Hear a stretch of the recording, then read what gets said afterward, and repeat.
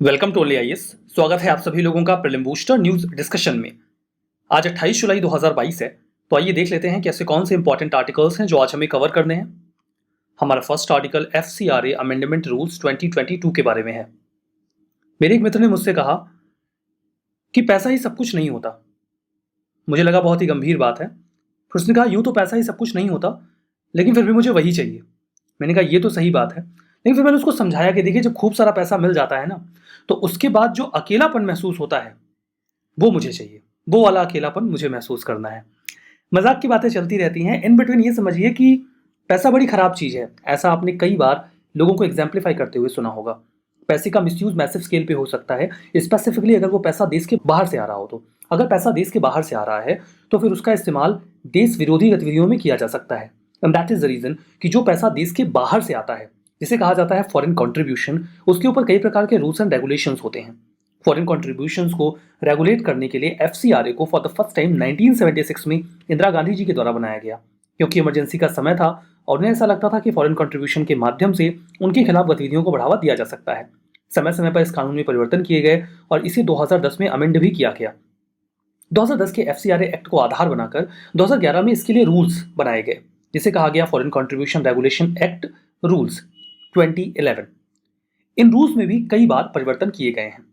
Foreign contribution regulation act 2010 के आधार पर जो रूल्स बनाए गए, पहले हम बात कर लेते हैं फॉरेन कंट्रीब्यूशन रेगुलेशन एक्ट में होता क्या है। इसके माध्यम से फॉरेन कंट्रीब्यूशन जो दूसरे देशों से भारत में आ रहा है, वो किसी इंडिविजुअल के लिए हो सकता है, किसी NGO के लिए हो सकता है। वो हो सकता है कि कोई डेवलपमेंटल एक्टिविटी भारत में की जा सके, NGO वगैरह को पैसे मिल जाते हैं, या कोई फॉरेन सर्विसेज वो यहाँ पे इंसेंटिवाइज करना चाहते हैं तो पैसे भेज देते हैं। लेकिन अगर ये पैसे मिसयूज होने लगे इंडिया में, तो वो राष्ट्रीय हित के लिए खतरा हो सकते हैं, नेशनल इंटरेस्ट के लिए खतरा हो सकते हैं। ये जो एक्ट है ये पूरे भारत में लागू होता है, इवन उन लोगों के ऊपर भी लागू होता है जो इंडिया के सिटीजन्स हैं और किसी अन्य देश में रह रहे हैं। सेक्शन 48 FCRA एक्ट 2010 का सेंट्रल गवर्नमेंट को एम्पावर करता है कि वो इस संबंध में रूल्स बना सकते हैं, और उसी के आधार पे फॉरेन कंट्रीब्यूशन रेगुलेशन रूल्स 2011 आए। इन्हें कई बार अमेंड किया गया, 2012, 15, 19, 20, 21 और 22। लगभग हर साल आप इसे देखिए तो कई बार इसे अमेंड किया जा चुका है। हाल फिलहाल में इसमें अमेंडमेंट किया गया, और अभी जो अमेंडमेंट किया गया है इसमें 7 बदलाव किए गए हैं। उन बदलावों की सूची यहाँ पर हमारे सामने है। सबसे पहले अगर आपका कोई रिलेटिव जो दूसरे देश में रह रहा है वो आपको पैसे भेजना चाहता है तो केवल 1 लाख रुपए भेज सकता था। इस लिमिट को बढ़ा के अब 10 लाख कर दिया गया है। फर्दर आपको जो भी पैसे मिले हैं उसकी जानकारी पहले आपको 30 दिनों के भीतर अथॉरिटीज को देनी होती थी। ये जानकारी देने का समय भी बढ़ा के अब 3 महीने कर दिया गया। आपका वो अकाउंट जिसमें आप इस प्रकार के फंड्स रिसीव कर रहे हैं, इसकी जानकारी आपको विद इन 15 डेज अथॉरिटीज को देनी होती थी। इस ड्यूरेशन को बढ़ा के 45 डेज कर दिया गया। आर्टिकल यहाँ पे देखिए, जो रूल नंबर 13B था, इतना स्पेसिफिक होने की जरूरत नहीं है, उसे ओमिट कर दिया गया है। ओमिट करने का मतलब ये है कि मान लीजिए कोई NGO है, उसे फॉरेन एंटिटी से पैसा मिल रहा है, तो उसे 3 महीने में एक बार अपनी वेबसाइट पर ही बताना पड़ता था कि कितने पैसे मिल रहे हैं। अब ऐसी आवश्यकता नहीं पड़ेगी, इसे क्रॉस कर दिया गया है। इसमें यहाँ पर देखिए 45 डेज की एक लिमिट को और एक्सटेंड किया गया है। जैसे कि मान लीजिए आपने अपना बैंक अकाउंट चेंज कर दिया है, कोई NGO है वो पैसे रिसीव कर रहा है लेकिन उसने अपना बैंक अकाउंट चेंज कर दिया है, या उसका जो मेन ओनर था वही चेंज हो गया। इस बात की जानकारी पहले विद इन 15 डेज अथॉरिटीज को देनी होती थी। अब इसके लिए भी 45 डेज का समय मिल गया है। आप अपना जो भी एप्लीकेशन है उसमें कुछ की चेंजेस करवाना चाहते हैं तो पहले आप ये केवल एक प्लेन पेपर पे लिख के दे देते थे और हो जाता था, बट अभी ऐसा नहीं होगा। इसके लिए एक प्रिस्क्राइब फॉर्म होगा, वो आपको इलेक्ट्रॉनिकली सबमिट करना पड़ेगा सभी पेपर्स के साथ, तभी ये बदलाव होंगे। तो ये बदलाव किए गए हैं जो आपके सामने हैं FCRA अमेंडमेंट रूल्स 2022 के तहत। इसकी क्या सिग्निफिकेंस होगी? जो NGOs होंगे अब उन्हें FCRA क्लियरेंस की आवश्यकता होगी अगर वो फॉरेन फंड्स लेना चाहते हैं डेवलपमेंटल वर्क के लिए। कई बार जो फॉरेन फंडिंग NGOs को मिलती है उसका मिसयूज किया जाता है। जैसे मान लीजिए कि रशिया ने एक न्यूक्लियर पावर प्लांट इंडिया में लगाने का प्लान किया। अमेरिका नहीं चाहता कि ये प्लांट लगे, वो चाहते थे कि ये बिल्डिंग उनको मिल जाए, बट नहीं मिली, तो वो इंडिया में एक NGO को फंड कर देंगे और कहेंगे रशिया का जो न्यूक्लियर पावर प्लांट लग रहा है आप उसको जाके अपोज करो, लोगों को गैदर करो और बताओ किससे रेडिएशन फैल जाएगा। तो इस प्रकार की एक्टिविटीज की जाती हैं जिसे क्लियर तौर पर एंटी नेशनल कहा जा सकता है या देश विरोधी कहा जा सकता है। FCRA को 2010 में अमेंड किया गया, जिसके तहत स्टेट्स को डिस्क्रिशनरी पावर दे दी गई कि वो NGOs को जैसे चाहे मैनेज करें। अब NGOs को खुद को लाइसेंस्ड करना होता है और ये लाइसेंस 5 सालों तक वैलिड होता है। 5 साल बाद जब ये इनवैलिड हो जाएगा, खत्म हो जाएगा इसका टेन्योर, तो उन्हें विद इन 6 मंथ इसे रिन्यू करवाना होगा। जो करंट गवर्नमेंट है उन्होंने बहुत बड़ी संख्या में FCRA लाइसेंसेस को कैंसिल किया 2010 का लॉ इस्तेमाल करके। अभी हाल फिलहाल में 1800 एनजीओ के लाइसेंस कैंसिल किए गए हैं, क्योंकि ऐसा अंदेशा लग रहा था कि इनके पास जो फंड्स हैं उसका गलत इस्तेमाल किया जा रहा है। देखिए, जब फंड्स मिलते हैं ना एनजीओ को, तो उस फंड को वो डाइवर्ट कर देते हैं, किसी अन्य पर्पज से उसका इस्तेमाल करेंगे, और वो एक बताएंगे क्या कि उनके एडमिनिस्ट्रेटिव एक्सपेंस में ये सारा पैसा खर्च हो गया। एक बहुत बड़ा हिस्सा वो एडमिनिस्ट्रेटिव एक्सपेंस में दिखा देते हैं। ये भी चैलेंज आता है। जो एफसीआरए अमेंडमेंट 2020 है, उसने ये स्पेसिफाई किया कि जो एनजीओज हैं वो एडमिनिस्ट्रेटिव कॉस्ट पे बहुत खर्च नहीं कर सकते, उन्हें बहुत ही कम खर्च करना होगा। फाइनली जो एनजीओज होंगे उन्हें ये भी रिक्वायर्ड होगा कि जो उनका फॉरेन अकाउंट है उसे जो एसबीआई की ब्रांच लोकेटेड है पार्लियामेंट स्ट्रीट में, न्यू दिल्ली में, वहीं पे खोलना पड़ेगा, ताकि सभी अकाउंट्स एक जगह पे हो और उन्हें मैनेज करना आसान हो जाए। So that was all about FCRA amendment rules 2022। Hopefully आपने इसे समझा। हमारा नेक्स्ट आर्टिकल 5 नई रामसार साइट्स ऐड की गई हैं उनके बारे में है। इसके साथ ही भारत में जो रामसार साइट्स की संख्या 49 थी वो बढ़ के 54 हो गई।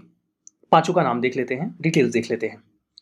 Pallikaranai Marsh reserve forest. सबसे पहले मार्श क्या होता है? मार्श एक ऐसा वेटलैंड होता है जिसमें बहुत सारी ग्रासेस होती हैं, ठीक है। तो अगर स्वैम्प है तो स्वैम्प का मतलब होता है कि वहां पे पेड़ मिलेंगे आपको वेटलैंड में, और अगर मार्श है तो फिर घास मिलेगी। तो इस प्रकार के वेटलैंड होते हैं, ठीक है। तो जो पल्लीकरनई मार्श रिजर्व फॉरेस्ट है, ये एक फ्रेश वाटर मार्श है, एक प्रकार का वेटलैंड है जहां पे खूब सारी घास मिलेगी। तमिलनाडु के चेन्नई में है। देखा जाए तो सिटी में ये एकमात्र सर्वाइविंग वेटलैंड इकोसिस्टम है। इनफैक्ट जो नेचुरल वेटलैंड साउथ इंडिया में है उनमें से कुछ ही बचे हुए हैं, और उनमें से एक है पल्लीकरनई, तो इसे रामसार साइट डिक्लेयर कर दिया गया। दूसरा है करिकिल्ली बर्ड सेंचुरी। ये कांचीपुरम डिस्ट्रिक्ट में है तमिलनाडु के, चेन्नई से 75 किलोमीटर दूर है। ध्यान दीजिए, दोनों अभी तक जो हमें मिले वो तमिलनाडु में। तीसरा पीचावरम मैंग्रोव, ये चिदम्बरम के नज़दीक में एक गांव में लोकेटेड है, जो कुडलौर डिस्ट्रिक्ट है तमिलनाडु का। वहां पर one of the largest mangrove ecosystem माना जाता है इंडिया में। लिटोरल और स्वैम्प फॉरेस्ट हैबिटेट है। स्वैम्प मतलब पेड़ वगैरह मिलेंगे यहाँ पे, इस प्रकार का ये वेटलैंड है। वेल्लार और कोलिडैम रिवर जो हैं उनकी एस्चुरीज पर ही लोकेटेड है। पेड़ मिलते हैं जिनकी जड़ें पानी में बहुत नीचे तक गई होती हैं। तो 3 अभी रामसार साइट्स जो मैंने आपको बताई हैं, तीनों अभी तक तमिलनाडु में है। चौथी है पाला वेटलैंड, ये मिजोरम में है, ये अलग हो गया। ये भी मार्शी एरिया है, यहाँ पर हमें sambar deer, wild boars, barking deers ये सब मिल जाते हैं। होलुक गिबन्स भी यहाँ पे मिल जाते हैं जो कि इंडेंजर्ड है, और इस वेटलैंड की पूजा की जाती है वहाँ के लोकल लोगों के द्वारा, जिन्हें मारा कहा जाता है। जो पांचवा है that is Shakya Sagar lake. ये इंटीग्रेटेड पार्ट है, बहुत ही ब्यूटीफुल इकोलॉजी है। मध्य प्रदेश में ये लोकेटेड है माधव नेशनल पार्क शिवपुरी में। इसे 1918 में जो मैनियर रिवर है वहीं पर क्रिएट किया गया था। तो देखिए, 5 में से 3 तमिलनाडु में है, एक जो है वो मणिपुर में है, मिजोरम में है, मणिपुर में नहीं, पाला वेटलैंड मिजोरम में है, और इसके अलावा एक जो है वो मध्य प्रदेश में है। रामसार साइट्स क्या होती हैं? रामसार साइट्स एक प्रकार के ऐसे वेटलैंड्स होते हैं जो इंटरनेशनल इंपॉर्टेंस के होते हैं, जो दुनिया के लिए भी जरूरी हैं। इन्हें रामसार कन्वेंशन के तहत डेजिग्नेट किया जाता है, जो इसे कन्वेंशन ऑन वेटलैंड भी कहा जाता है। ये कन्वेंशन यूनेस्को ने करवाया था 1971 में। रामसार एक लोकेशन है ईरान में, वहीं पर ये हुआ था, and that is the reason कि इन वेटलैंड्स को रामसार साइट कह दिया जाता है। भारत में जो रामसार साइट्स हैं वो 11,000 स्क्वायर किलोमीटर के एरिया में फैले हुए हैं, और ये 18 राज्यों में जितने भी वेटलैंड हैं वो जितना एरिया कवर करते हैं उसका 10% रामसार साइट्स ही कवर करती हैं। देखिए, साउथ एशियन कंट्रीज में किसी भी देश के पास इतनी रामसार साइट्स नहीं है जितनी इंडिया के पास है। इंडिया के पास अब कितनी है? 54। आपको याद रहेगा ना। बेनिफिट्स क्या होते हैं रामसार साइट डेजिग्नेट होने के? रामसार साइट बन गई, इसका मतलब ये नहीं है कि इंटरनेशनल फंडिंग होने लगेगी, खूब सारा पैसा आएगा उसे डेवलप करने के लिए, नहीं, ऐसा नहीं है। लेकिन स्टेट्स और सेंटर जो है, एक केंद्र, वो समझ जाता है कि हाँ ये इंपॉर्टेंट है, हमें इसे कंजर्व करना है, इंक्रोचमेंट से बचाना है। फर्दर अगर कोई साइट रामसार साइट है तो लोगों को जानकारी मिल जाती है, लोग वहाँ घूमने भी जाते हैं, इंटरनेशनल लेवल पे भी उसकी विजिबिलिटी बढ़ जाती है। हमारा नेक्स्ट आर्टिकल कॉलरा के बारे में है। रिसर्चर्स ने अभी ये आइडेंटिफाई किया है कि जो एंटी माइक्रोबियल रेजिस्टेंस है कॉलरा कॉजिंग बैक्टीरिया में, वो डिक्लाइन कर रहा है, and that is the reason कि कॉलरा न्यूज में आया। एक लाइफ थ्रेटनिंग इन्फेक्शियस डिसीज है, कई बार तो जान को खतरा हो जाता है। एक एक्यूट बीमारी है, डायरिया के सिम्टम्स इसमें आ जाते हैं, इंटेस्टाइन इससे प्रभावित होता है, उसमें इन्फेक्शन हो जाता है। ये इन्फेक्शन कौन करता है? बैक्टीरियम विब्रियो कॉलेराई, ये इस बैक्टीरिया का नाम है, ठीक है। यहाँ पर देखिए, जो इन्फेक्शन है वो इन जनरल माइल्ड होता है, सिम्टम्स कुछ खास आते नहीं है, लेकिन कई बार ये बहुत ज़्यादा सीवियर हो जाता है। सिम्टम्स में डायरिया हो सकती है, वैमिटिंग हो सकती है, लेग क्रैम्प्स हो सकते हैं, पैर वगैरह में दर्द शुरू हो जाता है। किसी व्यक्ति को जब कॉलरा होता है तो ऐसा कई बार खराब पानी पीने की वजह से हो जाता है या कंटेमिनेटेड खाना खाने से हो जाता है, जिसे कॉलरा के बैक्टीरिया ने कंटेमिनेट कर दिया हो। डिसीज काफ़ी तेजी से फैलती है अगर जो सीवेज को सही तरीके से ट्रीट ना किया गया हो या ड्रिंकिंग वाटर में दिक्कत आ जाए तो। अभी देखिए 3 प्रकार की वैक्सीन अवेलेबल हैं WHO ने जिन्हें अप्रूव किया है, जिसमें है डुकोरल, सैंगचॉल और यूविकॉल प्लस। ये 3 वैक्सीन हैं। तीनों वैक्सीन के 2-2 डोज लेने होते हैं अगर हम चाहते हैं कि अच्छे से काम करें तो।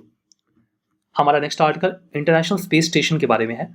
रशिया ने यह कहा है कि 2024 के बाद ये इंटरनेशनल स्पेस स्टेशन को छोड़ देंगे। ठीक है, छोड़ दो, किसी को क्या पड़ी है। लेकिन देखिए दिक्कत तो है। क्या दिक्कत है अभी आप समझ जाओगे। क्यों छोड़ रहा है ये? विवाद चल रहा है। देखिए, यूक्रेन के वॉर के बाद कई तरीके के सैंक्शंस रशिया के ऊपर लगाए गए हैं। रशिया ने ये धमकी पहले भी दी थी कि हम इंटरनेशनल स्पेस स्टेशन छोड़ देंगे अगर आप ऐसे करोगे तो रशिया छोड़ दे, इसमें तो उसका नुकसान है ना। बाकी लोगों को क्या दिक्कत है इसमें? बाकी लोगों को भी दिक्कत है। आप समझोगे ऐसे कि जो इंटरनेशनल स्पेस स्टेशन है वो लो अर्थ ऑर्बिट में लोकेटेड है।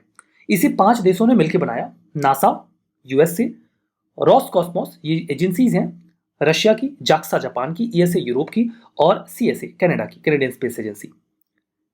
ये 1998 से ही लोअर अर्थ ऑर्बिट में घूम रहा है और इसने हजारों एक्सपेरिमेंट आज तक किए हैं। ये कहा गया कि ये 2024 तक ऑपरेशनल रहेगा। उसके बाद इस एजिंग हो गई है, इसका टाइम खत्म होने वाला है। यूएसए ये चाहता है कि हम इससे 2030 तक काम लें और जब तक हम कोई नया स्पेस स्टेशन नहीं बना लेते। हालांकि रशिया ने ये कहा कि वो पहले ही छोड़ देंगे, ये 2030 तक रुकेंगे नहीं। 2024 में जब इसका एक फॉर्मल टेन्योर कंप्लीट होगा तो वो इसको छोड़ देंगे। इसके बैकग्राउंड में देखिए एक चीज और वर्क कर रही है। चाइना ने अपना स्पेस स्टेशन लगभग कंप्लीट करने की वो वर्ज पे आ गए हैं और चाइना और रशिया की बहुत अच्छी बन रही है। तो बहुत ही अतिशयोक्ति नहीं होगी कि कोई एग्रीमेंट हो जाए चाइना और रशिया के बीच में और रशिया जो है वो चाइना का स्पेस स्टेशन इस्तेमाल करना शुरू कर दे आईएसएस को छोड़ के। अब अगर आईएसएस को रशिया छोड़ता है तो इससे क्या इंपैक्ट पड़ेगा? देखिए, जो ये पूरा स्पेस स्टेशन है वो कुछ ऐसे बनाया गया है कि हर कंट्री एक दूसरे के ऊपर डिपेंडेंट है। एग्जाम्पल के तौर पे कि यूएसए अगर इस स्पेस स्टेशन को पावर दे रहा है तो रशियन साइड से इसमें प्रपल्शन सिस्टम दिया जा रहा है, जिसकी वजह से ये ऑपरेट कर रहा है लोअर अर्थ ऑर्बिट में और जमीन पे गिर नहीं रहा है। अगर रशिया इससे विड्रॉ कर जाता है तो जो प्रपल्सिव कैपेबिलिटी है उसके लिए जो भी सेटअप है वो उसको छोड़ देगा। तो बाकी के जो 4 देश हैं उनको इस बात को इंश्योर करना पड़ेगा ना कि जो प्रपल्शन सिस्टम है वो रन करता रहे। तो ये जिम्मेदारी उनके ऊपर आ जाएगी। तो हर देश की अपनी जिम्मेदारी है, अगर वो क्विट करेगा तो दिक्कत हो जाएगी। और इसीलिए रशिया ऐंठ में भी रहता है और धमकी भी देता रहता है कि हम छोड़ देंगे। और अभी तो उन्होंने बोल ही दिया है कि हम 2024 तक छोड़ देंगे इसको, फिर आप अपना देखना। हमारा next article Suryamitra skill development programme के बारे में है। हाल ही में minister for new and renewable energy ने इन्फॉर्म किया लोकसभा को इस प्रोग्राम के बारे में। इसके माध्यम से 18 साल से अधिक उम्र के लोगों को जो सोलर फोटोवोल्टिक टेक्नीशियंस होते हैं उनके रूप में उनको ट्रेन किया जाता है ताकि वो सोलर पैनल वगैरह इंस्टॉल कर सकें, उसे ऑपरेट कर सकें, आवश्यकता पड़े तो मेंटेन कर सकें। नोडल मिनिस्ट्री है ministry of new and renewable energy. इसके अलावा देखिए इसमें इसे इंप्लीमेंट किया जा रहा है नाइस के द्वारा 2015-16 से। नाइस का फुल फॉर्म है national institute for of solar energy. Surya Mitra में ये देखने को मिला कि जिनको भी ट्रेन किया गया 90% जो ट्रेनीज थे उनमें इंप्रूवमेंट आया। 88% ने कहा कि अब उनके पास ज़्यादा जॉब अपॉर्चुनिटीज़ हैं। खैर कुछ बहुत सॉलिड नहीं है ना कि कितने लोगों की जॉब लग गई, फिर भी कुछ इंप्रूवमेंट्स तो बताने ही पड़ेंगे। जो नाइस है ये ऑटोनॉमस स्पेशलाइज्ड इंस्टीट्यूट है ministry of new and renewable energy के भीतर। रिसर्च डेवलपमेंट करते हैं सोलर कंपोनेंट्स को लेकर, सर्टिफिकेशन वगैरह भी देते हैं। हरियाणा के गुरुग्राम में ये लोकेटेड है। हमारा next article mist submarine cable system के बारे में है। यहाँ पे सबमरीन का मतलब वो सबमरीन जो लड़ाई में इस्तेमाल होती है वो नहीं है। कोई भी ऐसी चीज जो समंदर के नीचे जाती है उसे सबमरीन कहा जा सकता है। तो ये केबल है, ऑप्टिकल फाइबर केबल, जिससे इंटरनेट का कनेक्शन दिया जाता है। अगर वो समंदर के नीचे से जा रहा है तो उसको भी सबमरीन केबल कहा जाएगा ना। तो जो एक्सपर्ट अप्रेजल कमेटी है मिनिस्ट्री ऑफ एनवायरमेंट के तहत, उन्होंने ये बोला कि अगर आप ये केबल बिछाने वाले हो मिस्ट, तो आपको कोस्टल रेगुलेटरी जोन का क्लियरेंस चाहिए होगा, क्योंकि आप कोस्टल एरिया में से उसको गुजारोगे तो वहां का जो इकोसिस्टम है वो डिसरप्ट होगा। देखिए ये जो मिस्ट है ये प्रपोज्ड ऑप्टिकल फाइबर केबल का नेटवर्क है जो म्यांमार, मलेशिया, इंडिया, सिंगापुर को कनेक्ट करेगा ऑप्टिकल फाइबर के केबल से। ये 8100 किलोमीटर लंबा होगा, कम्युनिकेशन नेटवर्क स्टैब्लिश करेगा। ये कनेक्ट करेगा म्यांमार, थाईलैंड, मलेशिया, सिंगापुर को इंडिया से। थाईलैंड हालांकि प्राइमा फेसिया नहीं कनेक्ट होगा, उसके बाद इसको कनेक्ट करेंगे, ठीक है। ये सिक्योर, रिलायबल, रोबस्ट और अफोर्डेबल टेलीकॉम फैसिलिटी देगा, बहुत हाई क्वालिटी इंटरनेट सर्विसेज देगा। जो टुआस सिंगापुर में है उससे ये मुंबई जो इंडिया का है उसको कनेक्ट कर देगा। कई सारे फायदे होंगे इससे। टेलीकॉम कनेक्टिविटी इन 5 देशों के बीच में बढ़ जाएगी। मिनिमल फुटप्रिंट होगा, जिससे मुंबई के कोस्टल एनवायरमेंट में बहुत सारे केबल्स आ जाते हैं, तो एक ही से कई सारे देश कनेक्ट हो जाएंगे, तो ये भी कम हो जाएगा।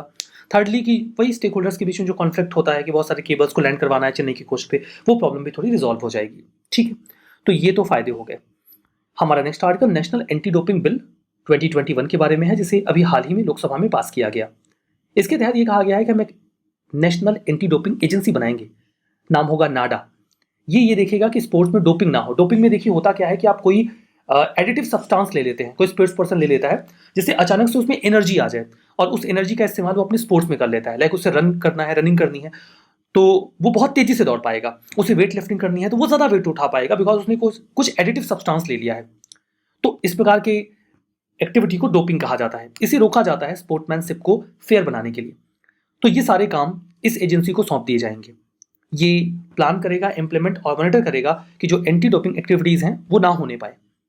यूनेस्को का जो इंटरनेशनल कन्वेंशन अगेंस्ट डोपिंग है इन स्पोर्ट्स, उसको कंप्लाई करने के लिए भी जरूरी था कि भारत एक ऐसा कानून बनाए, और वो उसे बनाने वाले हैं। ये एथलीट्स, उनके सपोर्ट पर्सनल या किसी भी अन्य पर्सन को डोपिंग में इंगेज होने से रोकेगा। और अगर वो ऐसा करते हैं तो जो, जैसे मान लीजिए किसी ने वेट लिफ्ट किया और डोपिंग की मदद से, किसी एडिटिव की मदद से ज्यादा वेट उठा लिया, तो उनका रिजल्ट डिस्क्वालीफाई कर दिया जाएगा, उनके मेडल्स, पॉइंट्स, प्राइजेस छीन लिए जाएंगे, और हो सकता है कि कुछ समय के लिए उनको पार्टिसिपेट करने से भी रोक दिया जाए। तो ये तो इस बिल के प्रावधान है। रिवीजन करते हैं। Pallikaranai Marsh reserve forest Mizoram में है, पूर्ण रूप से गलत है। तमिलनाडु में है। ISS हाई अर्थ ऑर्बिट में है, गलत। लो अर्थ ऑर्बिट में है। कॉलरा एक्यूट डायरिया इलनेस है, इंटेस्टाइन को प्रभावित करता है बैक्टीरियम विब्रियो कॉलराई की मदद से, that's true. Suryamitra skill development programme ministry of skill development and entrepreneurship के अंडर में आता है, गलत है। New and renewable energy ministry के तहत आता है, ये भी गलत हो गया। MIST submarine cable system connect करेगा म्यांमार, थाईलैंड, मलेशिया, सिंगापुर को इंडिया से, दैट्स ट्रू। तो हमारा आज का ये सेशन यहाँ पे समाप्त होता है। बहुत बहुत धन्यवाद।